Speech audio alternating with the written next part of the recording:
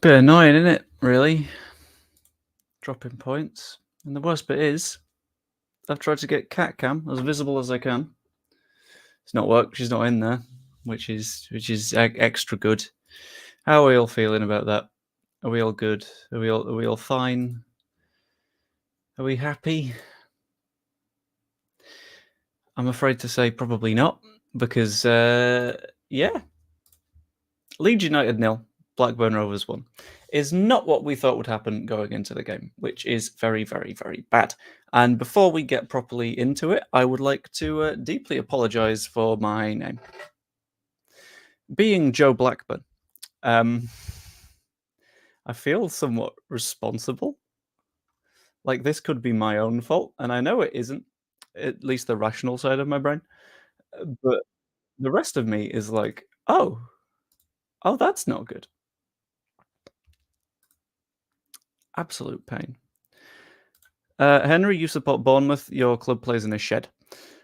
The cat box does return. There is no cat in it just yet. That is going to be a job for when she wants to be. I think she's currently eating right now. Yeah, how are we all feeling about that? Because I am a little bit infuriated. I thought that we were comfortably the better team by like a long way. It wasn't close. And then you think about the most important statistic in a football game, and my connection has gone funny, and I don't know how like visible I am right now. But the most important statistic in a football game is, did you put the ball in the net? And Leeds United did not put the ball in the net. 1-0 to Blackburn. Shit. Hate it. Not good. So what I'm going to do, going to talk through the game, run through everything from the lineup to defence, midfield, attack, and think of what we could have done instead and what we can do next time. Because all of that combined is surely going to give us something resembling an answer, right? Because we've got 3 games left. We seem to have handed the advantage to the teams around us, which is bad. I'm not going to deny that. And I'm just bringing up all the tabs that I need right now in the background. So ignore that.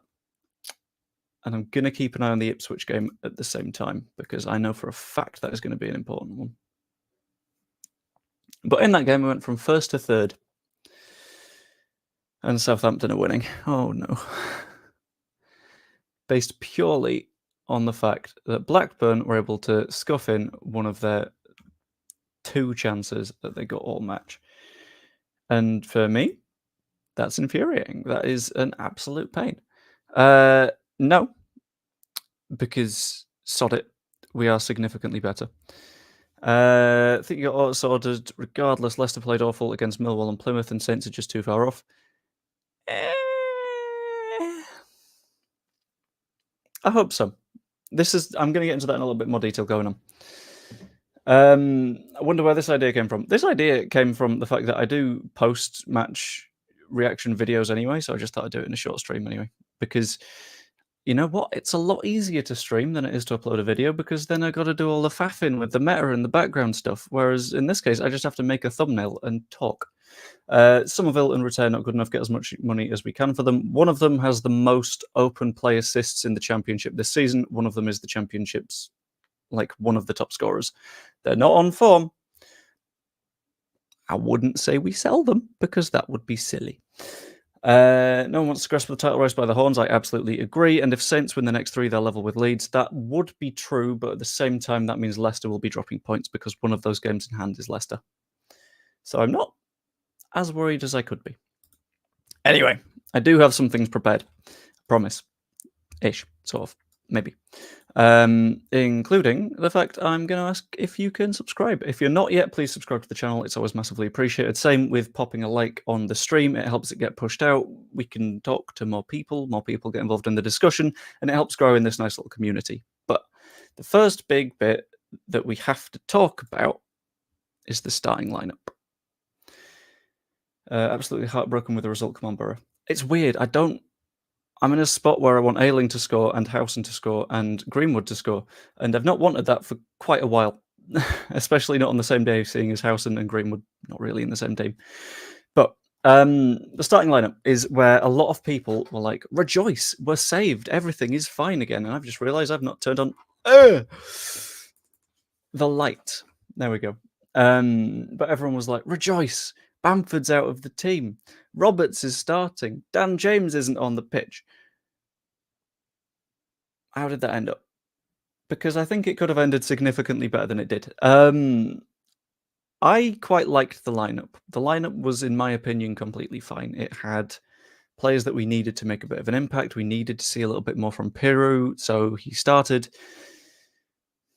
What he did is a little bit questionable because I feel like he played in that 10 role again and took space away from Rutter again, but that's by the by. I quite like the Nonto-Roberts combination on the right-hand side. I think they both played really well. Nonto created a hell of a lot of chances for basically everybody, at the same time as Connor Roberts doing his thing. Yes, he had a couple of misplaced crosses, but he saved our absolute souls at one point, clearing the ball almost off the line, although it wasn't to mean anything going forwards. But we didn't quite create enough. We made a lot of chances. We just weren't good enough at putting them in the back of the net, and that feels like that's a quite important thing to do when you're a football team. Yeah, let's see what you guys have thought in terms of lineup, because I don't know how I think. Joseph could too, but Farke doesn't think so. I think Farke quite clearly thinks that Joseph is good. That's something that a lot of people have been saying, like he doesn't see enough in Mateo Joseph. I see the thought, but at the same time, I also see the idea that is probably actually running through his head of that's a lot to put on a young person's shoulders. Like, Gray is fine. Gray's been doing it since the start of the season. He's been going and going and going and going. Joseph has earned his way into the side with these occasional little dipping in and out cameos, which fully earned, and he's played really well in them. But at the same time, I am increasingly getting onto the start Mateo Joseph train. Also, this turtleneck is wrong. There we go. That's a little bit more comfy. It's my Colin Firth turtleneck. It's the one what he'd wear in all of the rom-coms and stuff. Scoring or doing one assist does not make up for 89 minutes of crap play. Right. If you want to sell Somerville or Rutter based on the fact that they've been bad for 5 or 6 games, I would like to point you to the other 37 games and say, okay, so would you sell that version? Because you get both of them. It is the Championship. You're not going to get someone playing world class every single pissing week. Stuff happens. It's fine. Is there anything other than confidence going on in the dressing room? No idea. I'd say probably not, just because when you look at them on the pitch, they're still working as a unit. They're still playing well together. What we missed in this game was that final touch. I wanted James to stay on, wanted Nonto in the Rutter position. I think that's hard to... yeah.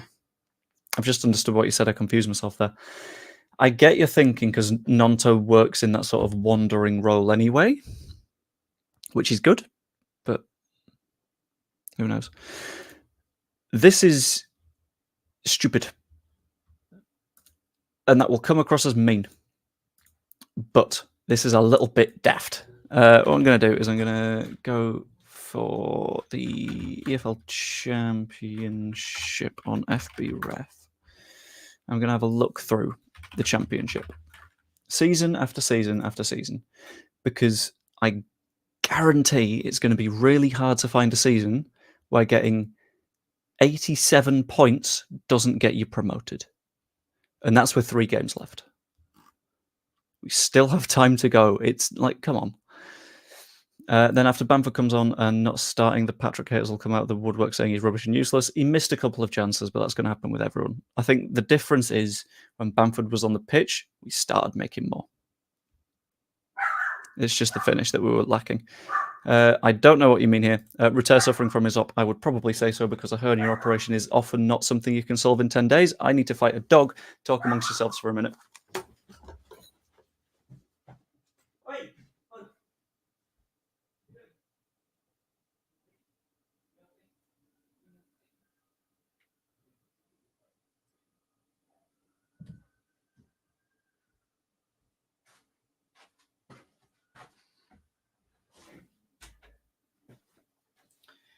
He got spooked by the nasty, nasty sirens. Say hello to Allah. Hello. Anyway. Back into it. The downside of having such a young team is there's no one to take the game by the scruff of the neck as everyone's confidence starting to lack and fitness is going downhill. I think I agree with this. There's no one sort of whipping them into the sort of what they need to do. Players are shite and should all apologise to Dallas. That is... Right, okay, we're doing this. Right, okay. I did... A lot of the time, I think Leeds fans aren't that reactive, are they? And then I look at Leeds fans, and then I think, oh, we are. Okay, that's fine. What I'm going to do is I'm going to do a little bit of a screen share, which is the tab that I want. Chrome tab. Championship stats. There we go. Right. Okay. So, this is the championship this season, yeah? Not great. We're on 87 points. Let's keep that in mind. 87 points. Let's go to the previous season. 87 points. Yeah, doesn't get you up, but we've got 3 games left, and odds are we'll get 4 points, probably up that season. Let's go to the previous season. Keep in mind, 4 games to go. We'll probably get at least 1 point. We're on a better goal difference than this. 88. Let's go to the previous season. 91. Okay, we'll probably get 4 points from 3 games. Let's call that okay for that season. Are we not seeing the pattern here of, look, up, 83 points. We're only 6 points behind Bielsa's side, so that's 2 wins and we can't catch up. Like, are we... Come on. Let's not take the piss here. Let's not say, let's sack the manager, when we're on a points tally that most seasons will get you promoted. Just because the championship is batshit this season, doesn't mean get out, be gone, or the players shit. Are you not watching any of this?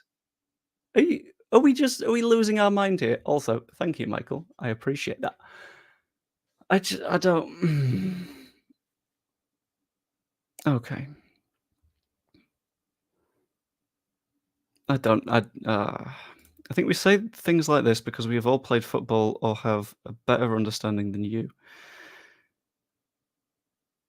I'm not sure who that's aimed in the direction of, to be completely honest with you, because I literally play football every single week. That's why I've never streamed on a Monday. But cool. I've literally worked as a football journalist, but cool. I've literally done scouting courses, but cool. Sure, whatever. Most seasons, not just this season. I've literally shown you through a lot of seasons and said this will probably get us up.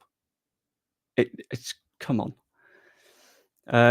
It's all happening to the top 4 because of how it's meant to be and going down to the wire. And what is going on, in my opinion, is each of the sides has something that is going to hold them back towards the end of the season. So for us, it's the fact we've got a really young squad. There's a lot of pressure. We've got to keep in mind we've got Archie, who recently turned 18 in the squad. You've got to keep in mind that our highest scorer, Crescencio Somerville, is something like 22 years old.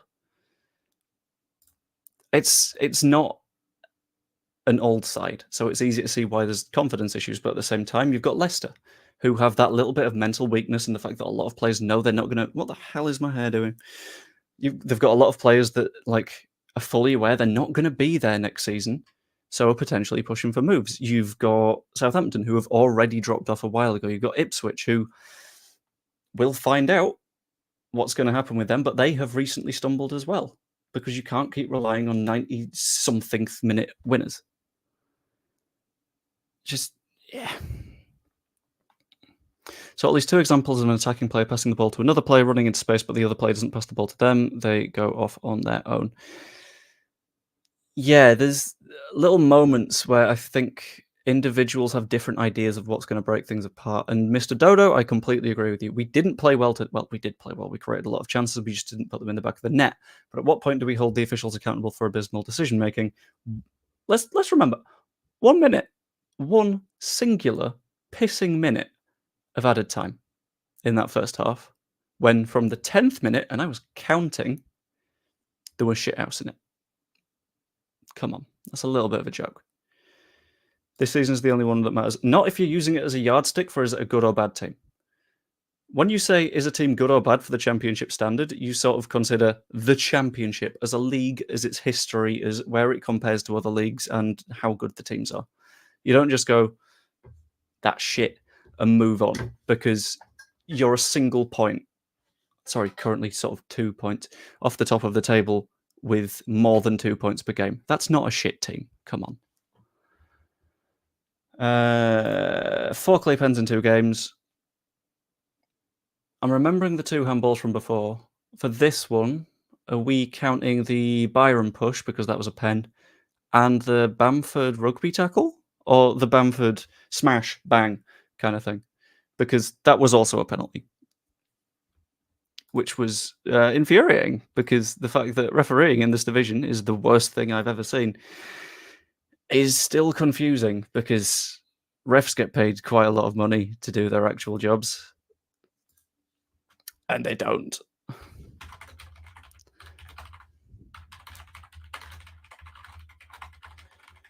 I do feel like there is a lot of shouting to be had in the coming days, though.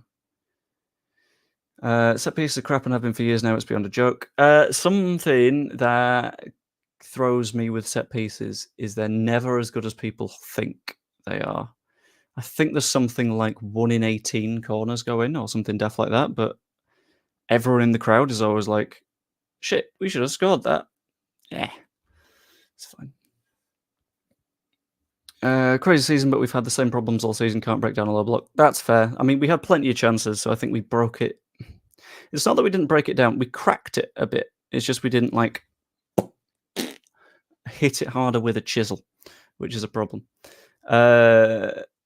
Twists and turns to come, like Russian roulette. Who's got the courage to take it on? I'd rather not shoot myself in the head. Either we can't rely on getting penalties in every game. If we're so good, we should be able to score from open play. We're not scum. There's a fundamental difference between saying we're not scum, let's not rely on penalties, and in the last 2 matches we've not won, teams have actively broken the rules and have effectively robbed us of what is going to be 3 or 4 goals, based on whether or not you think a penalty is almost certain to go in. Like, I wouldn't say that's being, like, completely reliant on penalties. I would say that is maybe if the referees sort of applied the rules, it'd probably be okay. Here we go. Sorry, Joe. Farke has to...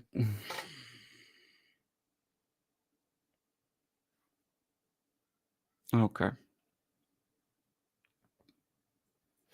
You can... I'm not going to say anyone can't have opinions, because everyone can have opinions, because that's what opinions are. They're like bumholes. Everyone's got one, and some people show them off a little bit too much. But if we're saying that Farke isn't a good enough manager, can we consider the fact that... Very nice. Can we consider the fact that in January we were 17 points behind the top of the table? And now we're... Let's have a quick look at the live table. 1. That's a pretty fucking big development. That's good growth, and that comes from a manager. You can't just say, well, it's because Somerville played well, because then we're also saying that Somerville is bad, according to some commenters. Like, well, I don't know.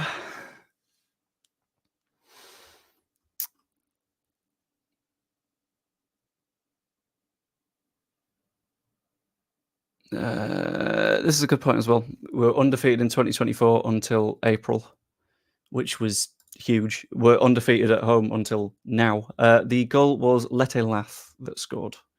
I'm just going to try and find who got the assist if I can with some live commentary, but it's not there because no one cares about Ipswich.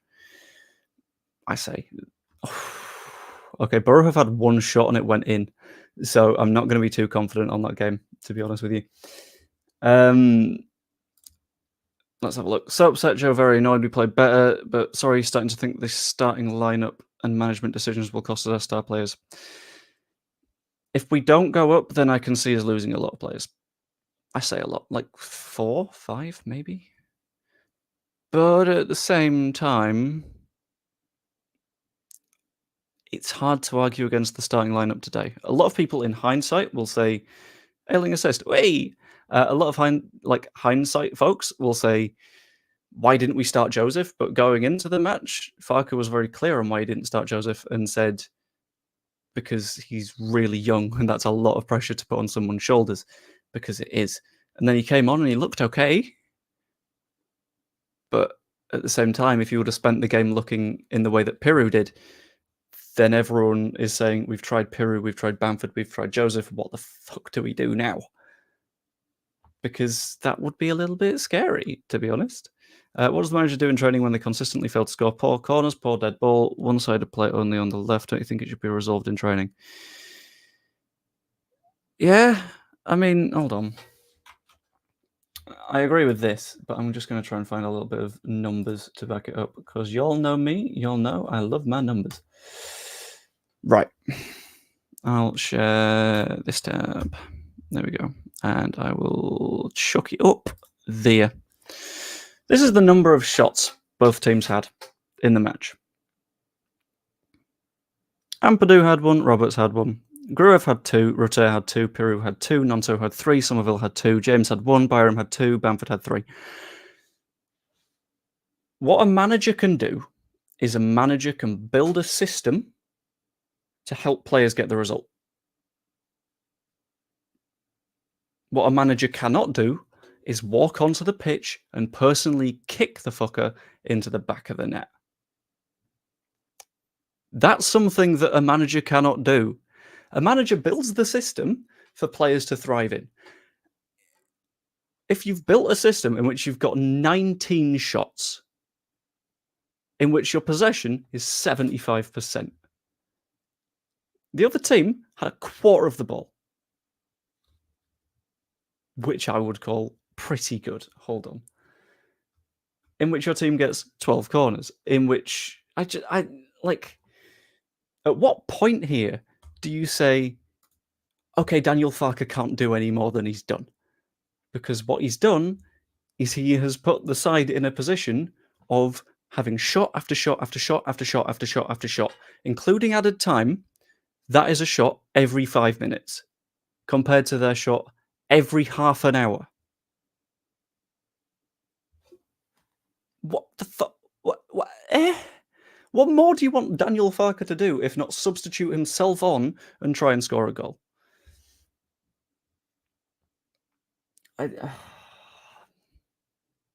Confusing. Same age as Nonto and older than Gray. Yes, but with quite a lot less experience. Arlo's about to bark again. I can feel it because Kayla's nearly back. I'm saying that Farke's not a good enough manager. He set at the start of the season a goal of 75 goals and 26 wins. We have, let's have a quick look, 76 goals, 26 wins, and 3 games to go. Based on a standard championship season, he's managing it really fucking well. And as a further note, he's only 6 points off Bielsa's promotion season. Unless, of course, Bielsa was a shit manager as well. That's a point. If Farke gets us to 93 points, but we're not promoted, is he a shit referee that's not referee, manager that's not done well enough? I think that's a fair question. Oh, the happy clapper's looking very stupid. There's a difference between being a happy clapper and saying we haven't lost in April. This is quite nice.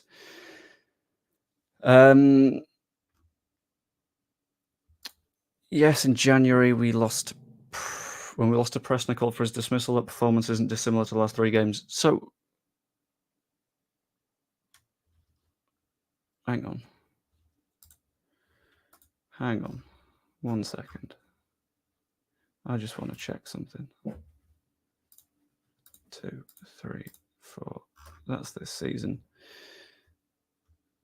If we fail to go up, he's a shit manager, despite the fact that he's done as well as Bielsa did in terms of points. Okay, that's as long as we're clear on that, you can have your take. I forgot what I was checking now. You good, buddy? 1 sec. Come on.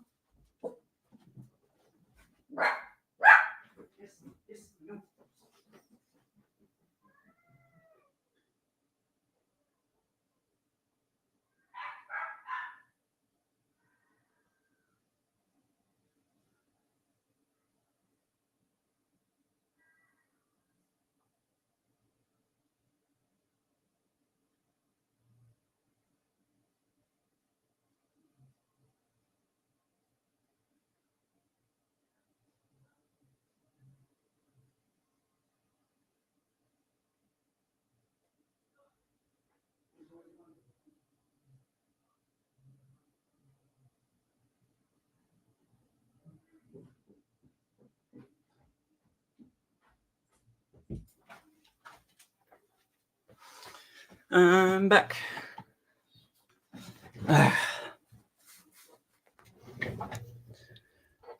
Unbeaten till it matters. What do you mean unbeaten till it matters? Every single point that you get counts the same as a point that you get. Like, a win in December is identical to a win in April on the league table. But that's fine. I love the fact that the Mad Spaniel has gone woof. That makes me very happy.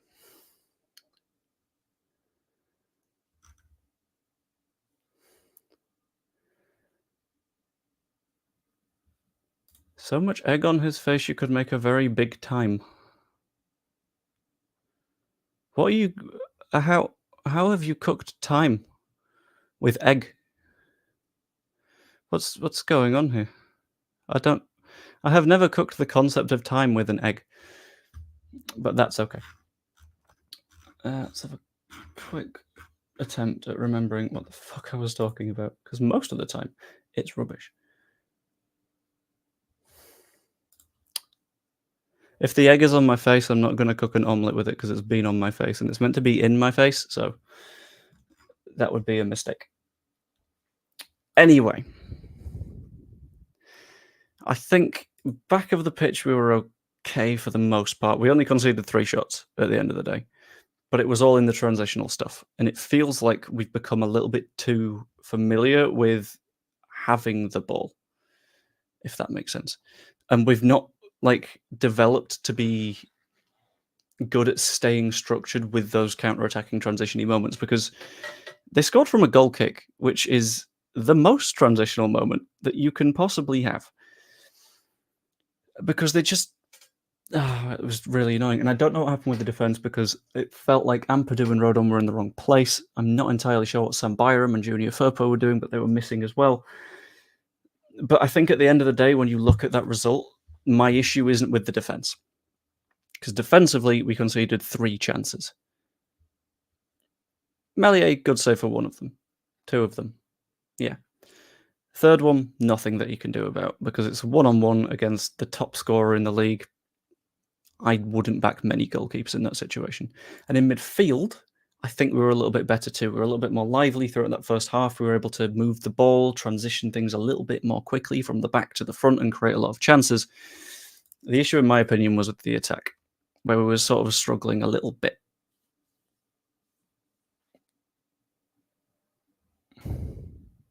Let's say that 5 or 6 of the games prior to the international break, lots of people were saying we were fortunate to win those games. I think other teams had this experience.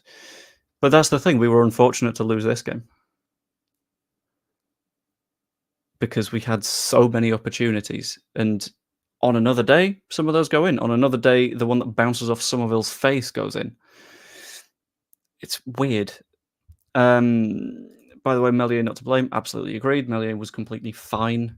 The worst thing he did was throw a ball out slightly too quick, and it went to the wrong person, but that's okay. Afternoon all. Leicester Leeds in playoff. Ipswich go up as champs.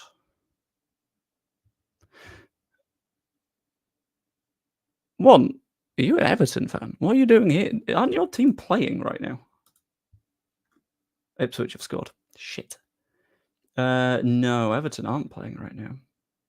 Don't you have your own league to pay attention to?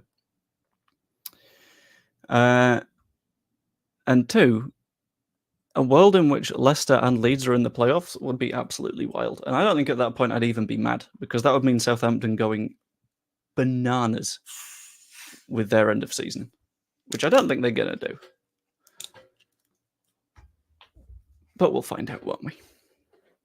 The missing for me is the enormous pressure getting to us and others not playing freely, thinking about it too much. Yeah. I think what happened at the start of the season was, and I know that this is going to be like a really bad phrasing of it, but like Somerville and Rutter were playing on vibes. They were playing on receive the ball. I know I'm a really good player, so I'm just going to ruin you. And that happened time and time and time and time again. And what's happened is other sides have sort of learned to shut that down a little bit, which is getting to be a little bit more of a problem as we go on, because it means that we're just sort of being slowed down and stopped, where previously we were just pissing it. After today, Ipswich could be top, and the battle for second could be us and Leicester. That's very true. Leicester are currently top. Not Leicester, Ipswich are currently top, with Leicester on 88, us on 87 points, which is okay, because you've got to remember that Leicester's game in hand is Southampton. Southampton are 6 points behind us with 2 games in hand, but whether or not we think they'll manage to get all of those points is a good question.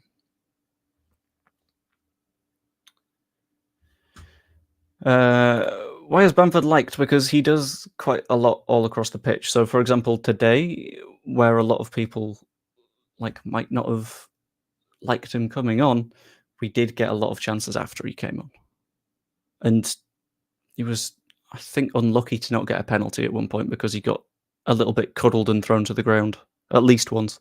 There was the second one where I think the commentator accused him of trying to handball it, but it was rugby tackled. Who knows?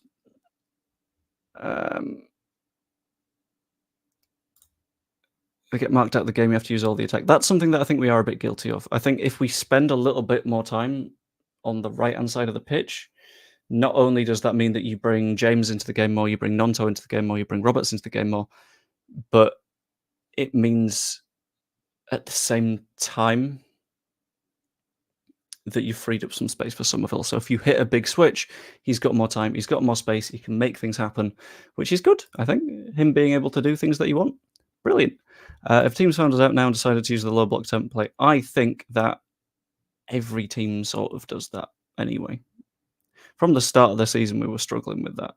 So it's not something that we've really been able to sort of avoid, no matter what. It's just always been there. They get marked out of the game, you have to use all the attack. I've just had a quick look at Bottle Coventry, Sunderland, and now Blackburn. The wheels have come off when it matters. True. I am not saying we've been good. I would not say that we've been good because we haven't. But at the same time, you got to have a look at the table and not be as miserable as most people want to be about this and say that Leicester lost to Plymouth and Millwall and Bristol 1-0 in the last 5 matches. I'm going to skip forward to one of my near the end banner things of Are There Positives? I had a look at a graphic earlier, and Leicester have gotten 7 points in the last 8 games. 6 of those points were wins against Birmingham and Norwich.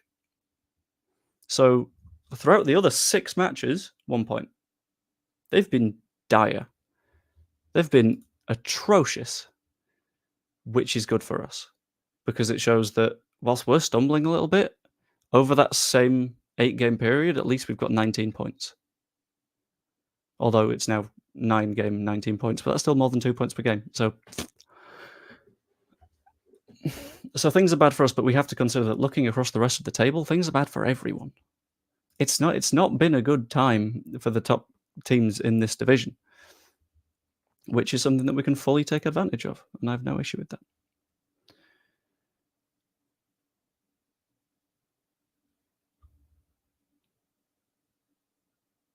I said yesterday that if we drew or lost, we would not be promoted, even if when we play in the playoffs. Sorry, it's not going to happen. We'll bottle it. I have said for a little bit that whichever of the 3 top-ish sides comes third does not go up through the playoffs, because I think with how high the highs have been this season, slumping to that low would mentally devastate a side. So if we do get into the playoffs, I'm not super optimistic. I would like to think it's going to go well, but sorry to be so meh? I don't know. Mad? Maybe? I don't know. But I've seen this before after supporting the club for over 52 years.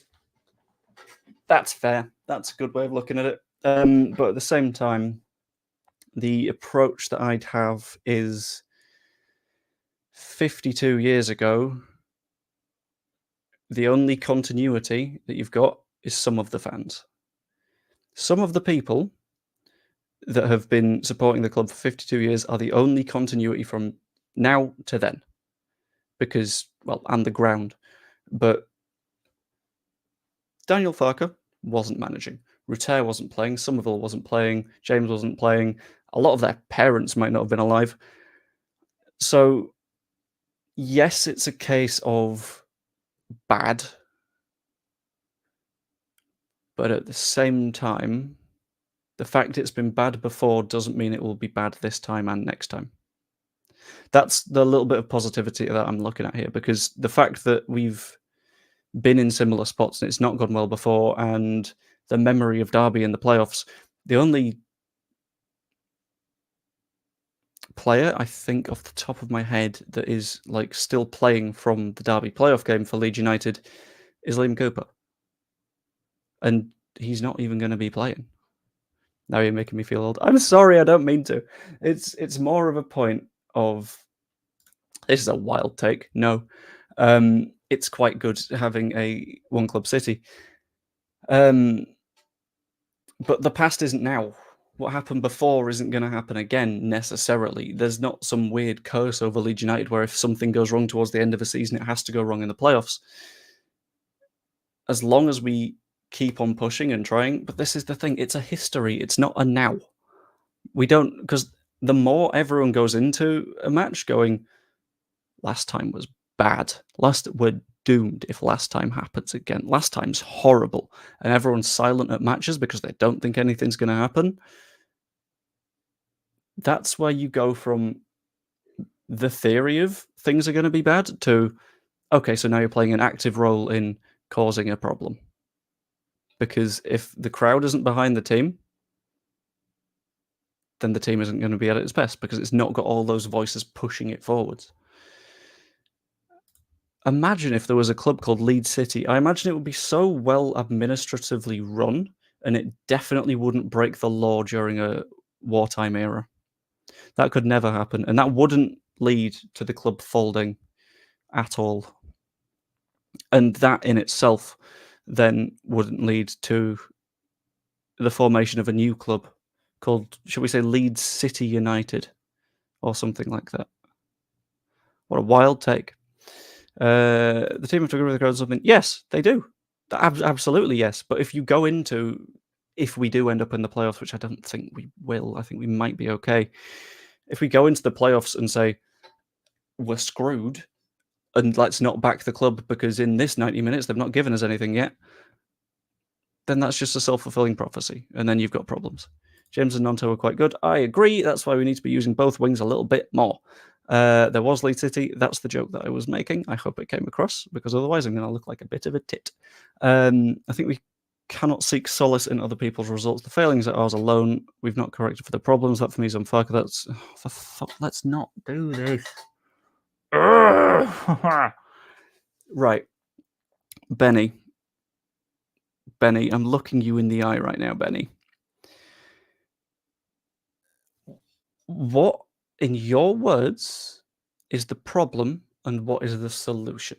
Because if it's that easy, you tell me. Because going into this match, we made 3 changes to the starting lineup that fundamentally changed the way that we attacked on the right-hand side, because Roberts is someone that will overlap with Nonto cutting in, as opposed to James staying out wide and Archie underlapping, and Piru being replaced for Bamford, someone that people were begging to have dropped. That is an active step to attempt to fix the problem. That attempt at a solution didn't work. Once. He's tried to solve the problem once. Okay?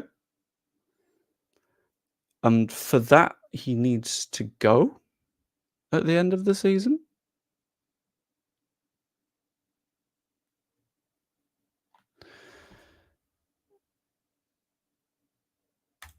We've taken 1 point out of the last 9, the confidence shot, and Farke's lost the plot. That is, I mean, it rhymes, so I'll give you some credit. But in those matches, we have firmly deserved to win. In the Sunderland match, we should have had 2 penalties, which would have been really, really nice to get, but we didn't get either of them.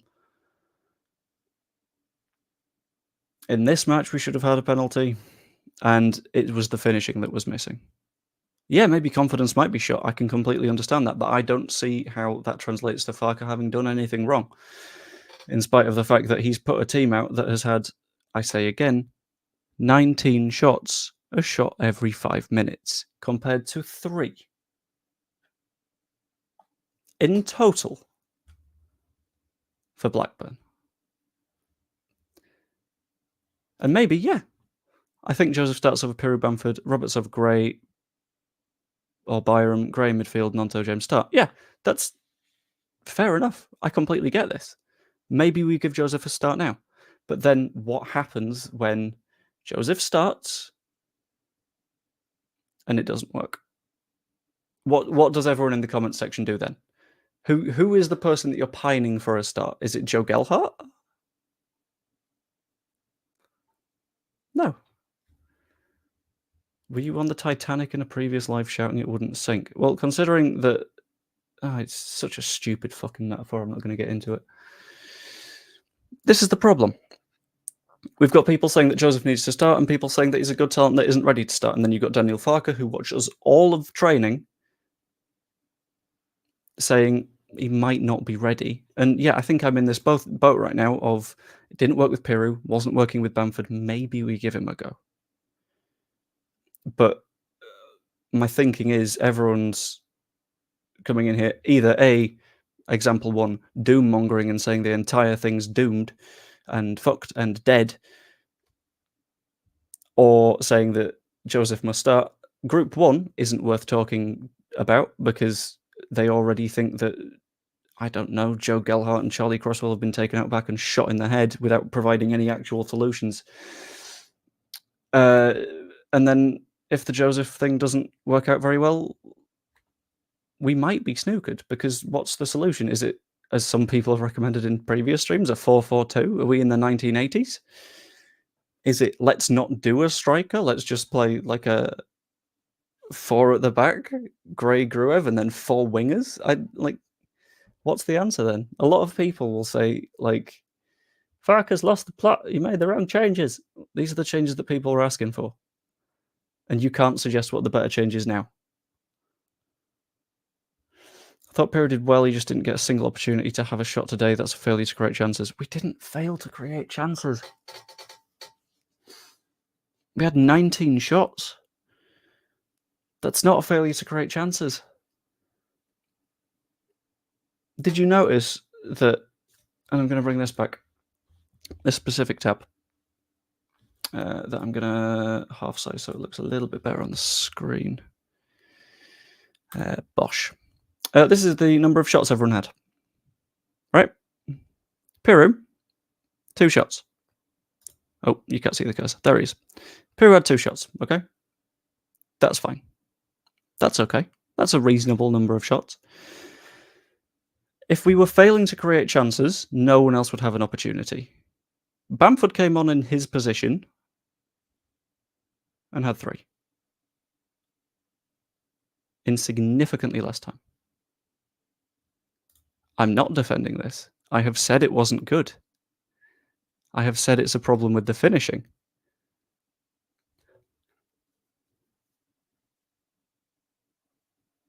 There was a criticism from Bielsa. The common thread is, are we honestly doing this? Sorry, are we saying that despite not starting, despite being dropped as people asked, it's Bamford's fault? Despite him only playing for 20 minutes, we lost 1-0 because Patrick Bamford can't score, in spite of the fact that outside of him, 16 shots were had. And we're blaming Pat. Or is that your agenda kicking in?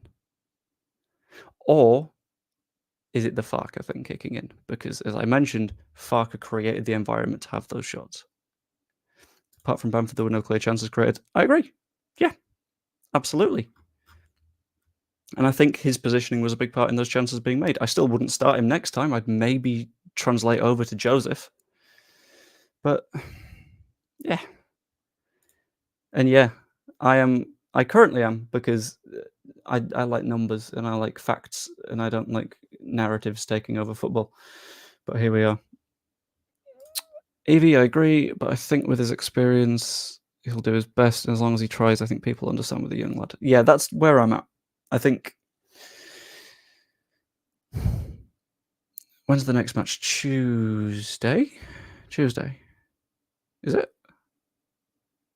Pairs had a stormer of a game. Absolutely, their goalkeeper had a banger. No, you wouldn't ask anything else of a goalkeeper because he played really well. Right. Next match is in 9 days. So is a Monday night against Borough, and then it's the Friday. So it's plenty of time to train, plenty of time to get fit and healthy. Keep in mind that Borough are going to be missing some of their key players because Greenwood can't start, Ayling can't start. And let's hope.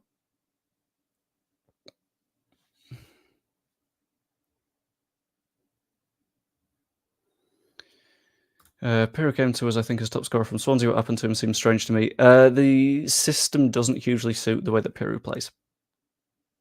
Pirro, as mentioned earlier in the season by Farke, is someone that will typically start in the 10 and make runs into a 9 position, which, if you're starting him as a 9, doesn't hugely work, and he's still adapting to that. Trust your eyesight. Stats have had Rutte getting man of the match for 1 pass in 90 minutes, lost the ball for 89 though. I mean, did he get man of the match? I don't... Why is Bamford getting backed every fucking week? He didn't. He was literally dropped and brought on for 20 minutes and still had more shots than Joel Pirro. Thank God for that. We do love a bit of Bill. No agenda. I think the midfield's the problem, that the final ball's not up to scratch. I thought you thought Farke was the problem. This is where I'm getting confused. Which problem is the problem? Because apparently you've got dozens of them.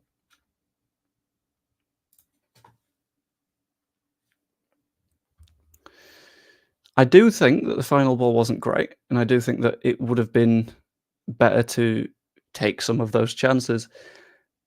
But sometimes it's just not going to happen. Funny how when Bamford comes on, we actually look dangerous. That's why I'd start him. Fair. I get that. I probably wouldn't start him for the next match. I'd consider Joseph. Unless something turns around in training, but you can't really tell. Bamford's been the target of passes, of people's ire. Is he the object of folks' eyes? Leeds missing a creative central midfielder who can score goals. I agree. I think it would be quite nice to have Schmodix. But he's someone that is going to be quite hard to get because Blackburn quite like him. I quite like him, but there we go.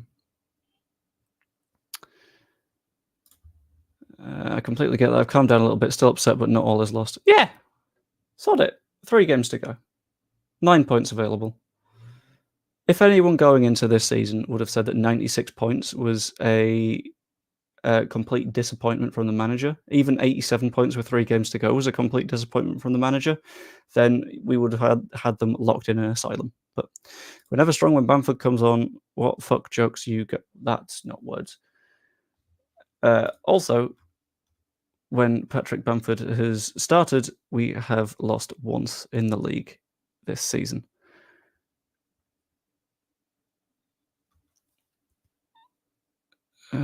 Shooting into crowded players. Yeah, it's a low block. That's what it does.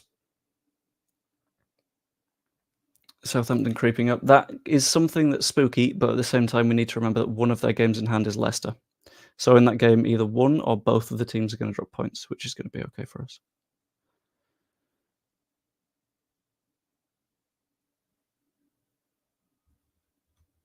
We've lost 2 actually since Bamford's been on. Since he started a match. Games that Patrick Bamford has started this season. Which 2?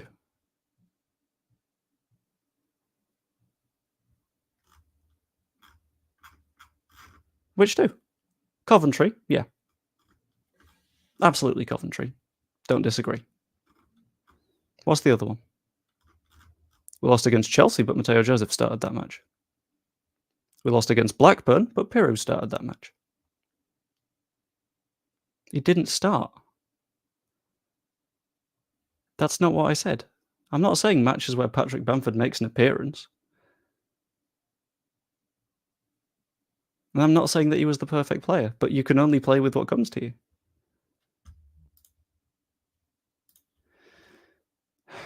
we're doing this again. Okay. I think you, Adam, are quite a boring little man. I don't know if I want to pay you that much attention. Also, thank you, Evie. I've just spotted that. For corners, we should just kick it back to Melier. I think I agree. Why not? Start from the back. No, but neither do I, so bye-bye.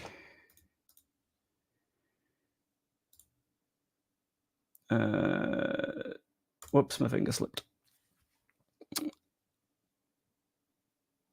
January was the time to get a 10. Not sure how hard we tried. I think we tried a bit, but we need to consider that we do also have FFP issues. Looking at last season's accounts makes it a lot more understandable that we didn't end up signing someone. Because I don't see what the financial flexibility was there. And in terms of getting a loanee in, which we could only get one, right back was definitely the way to go. Borough, QPR, Southampton left need maximum points. Do we need maximum points? Are you honestly telling me that Ipswich and Leicester won't drop any points? Because Leicester have Southampton to play. Leicester have... Let's have a proper look. Leicester have West Brom, Southampton, Preston, Blackburn. None of those are easy games. None of those are like pieces of piss, walks in the park. And we only need to outperform one of Ipswich, Leicester. Ipswich's matches, also not super friendly, to be honest with you. Hull, Coventry, Huddersfield on the final day, when they could be doing their desperate fighting to not get relegated shtick. Might be okay. Teams and underperformance. Bring Cresswell on. He's good in the box.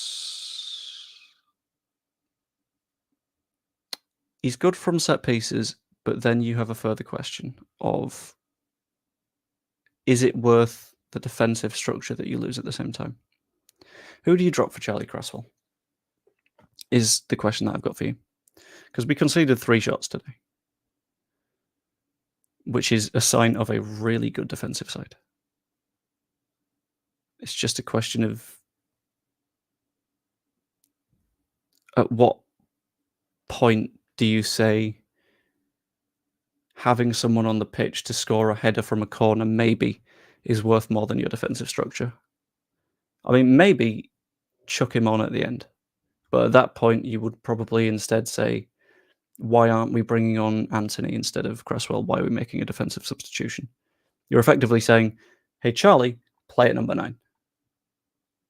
Which doesn't hugely work. Agreed on this one. Hopefully it gives him a bit of a kick up the arse. Also, thank you for being a member. It's much appreciated. I don't think we'll get to second. I think the team and Farke are a bit of a dead end. I think the championship's weird, and I'm not going to make any judgments right now.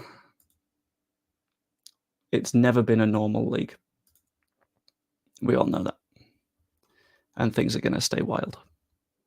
Had our hands tied for January? Yeah, absolutely. We've got a lot of selling to do if we don't go up. And even if we do go up, we might have some selling to do, but we'll find out. I think we can definitely win 1 to 2 of those, which could be enough. Yeah, I'm in the same shoes. Shoes? Boat shoes. Both.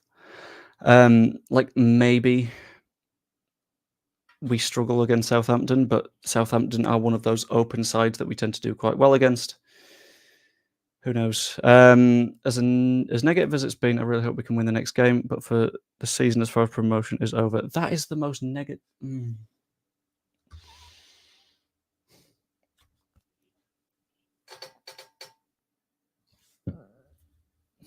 Right, I'm falling behind the comments a little bit here, but I'll have a quick look at the standings. There we go. If Ipswich being on 43 games played, 89 points, us on 43 games, 87 points, we win our next game, Ipswich draw theirs, we're suddenly ahead of them in the table because of goal difference, because theirs is 10 behind us. Leicester City currently have 7 points in their last 8 games. Stop pretending we're the only ones having this problem. It's everyone. It's a constant thing. It's not good. It is still tight at the top, and that's what the problem is. The problem with crosses is the cross itself, not the players in the box. I think we've had a slight positioning thing recently where we've had players at like half a yard behind the cross, which means that they're just not popping it in, which is a pain, but it's fine. It's still doable with Southampton facing Leicester and us. This might go down to the wire. Yeah, I think I'll be surprised if it doesn't go down to the final day, which is a shame because I had it in my head that it would be really nice if on the final day we bring on Dallas for 2 minutes at the end. A lot of tired and wobbly legs at the top of the table. Yeah, I mean, if your legs are on top of the table, I think you've got a little bit more of a problem with your table being upside down. But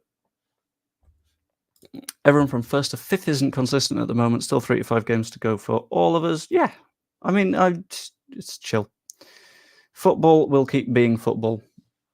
When people are saying that we're almost certain to like not beat West Brom in the playoffs, which is something that honestly I think will be a problem team for whoever comes third, they're currently losing to Sunderland. Ipswich are drawing with Middlesbrough. Yeah, Southampton are winning, but sod it, not a problem.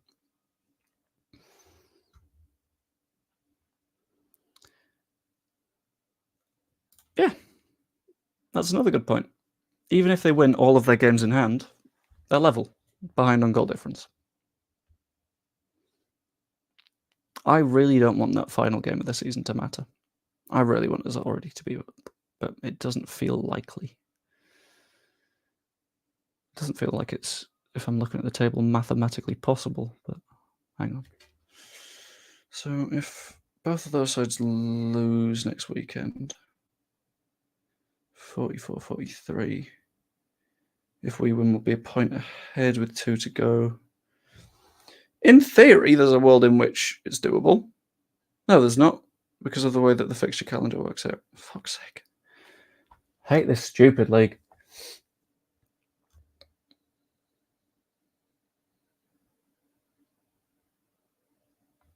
Stats bitch Joe. Absolutely stats bitch Joe.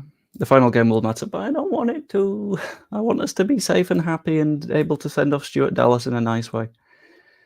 But if that isn't the case, then that isn't the case. Which, that's fine. Anyway, I think that has been enough general panic from all of us. I'm feeling like we'll be okay. I don't know about you guys, but I think Leicester are in too much of a wobble. I'm hopeful. I'm an optimist. What we need is Corporal Jones from Dad's Army. Don't panic, don't panic. All ifs, Joe, no one can predict the final outcome. So stop predicting that it's not us going up. Be an optimist. It's very fun. For sure, I'd love Leeds to win all 3, but realistically, I can't see it's a funny little game. Absolutely. It's a very, very, very weird sport, and mad shit happens all the time.